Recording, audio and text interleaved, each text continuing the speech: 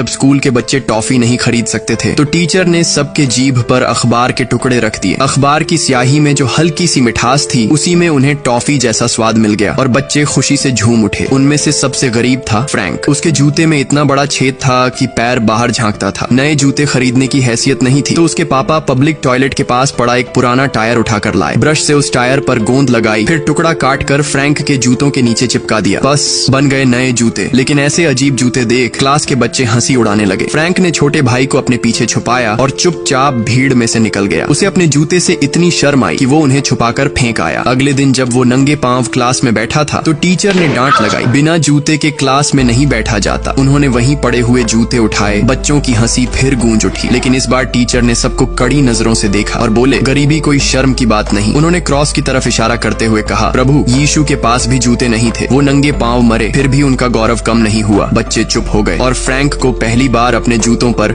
शर्म नहीं गर्व हुआ। लेकिन तभी घर में कोयला खत्म हो चुका था और उसके पापा एक राहत पत्र लेकर कोयला लेने निकले थे। उस दिन स्टाफ ने कहा कि वो बहुत देर से आया है। फ्रैंक जमीन पर गिरे कोयले को उठाना चाहता था लेकिन उसके पिता ने उसे रोक दिया अपनी इज्जत के नाम पर। बोले, हम भिखारी नहीं हैं, लेकिन ये खुददारी अब किसी काम की नहीं रही थी। बच्चों को कुछ गर्म खाने की जरूरत थी। आखिरकार माँ ने खुद बच्चों को साथ लिया और वो कोयला उठाने चली गई। पर तभी छोटे बेटे की हालत और बिगड़ गई और फिर वो इस दुनिया को हमेशा के लिए छोड़ गया। उधर पड़ोसन के पति ने इंग्लैंड से पैसे भेजे थे। औरत ने अपने बच्चों को बुलाया और सबके लिए चिकन बनाया। उस चिकन की खुशबू ने फ्रैंक के घर के सबके मुंह में पानी ला दिया। यही देखकर फ्रैंक के पिता ने भी फैसला लिया कि अब वो इंग्लैंड जाकर पैसा कमाएगा। उसने अपनी बीवी से वादा किया कि हर महीने पैसे भेजेगा। लेकिन जाने के बाद उसका कोई अता पता नहीं चला। अब पूरे परिवार की जिम्मेदारी फ्रैंक पर आ गई थी। स्कूल से लौटकर वो कोयले की फैक्ट्री में काम करता, फिर दर दर जाकर कोयला पहुंचाता। उसकी पीठ पर रखी बोरी उसी के बराबर भारी होती, लेकिन फिर भी वो कभी नहीं रुका क्योंकि माँ का बोझ हल्का करने का जज्बा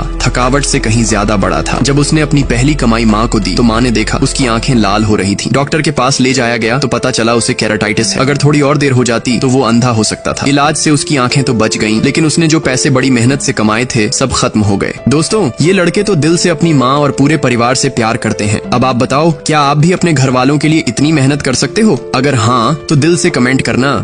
ये लड़की नदी किनारे खेल रही थी लेकिन उसके पिता को यह बिल्कुल पसंद नहीं आया। गुस्से में उन्होंने लड़की को थप्पड़ मारा और वो सीधे पानी में गिर गई। फिर बालों से पकड़कर उसे बाहर खींच लाए। ये सब देखकर उसका भाई फौरन आया और गुस्से में पिता को जमीन पर गिरा दिया। लेकिन लड़की ने अपने ही भाई को धक्का दे दिया। तभी माँ बीच बचाव करने आई, लेकिन उन्हें भी एक जोरदार थप्पड़ पड़ा। उस रात लड़की चुपचाप रजाई में घुस गई और कान बंद कर ली, लेकिन बाहर से चीखें आ रही थी। उसके पिता फिर से उसकी माँ को मार रहे थे। अगली सुबह जब लड़की खिड़की के पास गई तो देखा माँ हाथ में सूटकेस लेकर जा रही थी। वो दौड़कर पीछे भागी और जोर से पुकारा, मम्मी, लेकिन माँ ने पीछे मुड़कर भी नहीं देखा। कुछ ही समय में उसके भाई बहन भी एक एक करके घर छोड़ते गए। पिता को उसकी परवाह नहीं थी। उन्होंने लड़की को स्कूल में पटक दिया, बिना जूते तक दिए। स्टेज पर अकेली खड़ी थी वो। टीचर ने पूछा, डॉग को स्पेल करो। लड़की बोली, GOD। पूरी क्लास हंसी से गूंज उठी। वो अपनी सीट पर लौटना चाहती थी, लेकिन वहाँ एक लड़का पहले ही बैठ गया। वो धीरे धीरे पीछे हटती गई, लेकिन हंसी थम नहीं रही थी। उसकी आत्मा टूट चुकी थी। वो स्कूल से भाग गई और फिर कभी उस दरवाजे के भीतर नहीं गई। घर लौटने के बाद कुछ दिन तक उसके पापा का मिजाज बहुत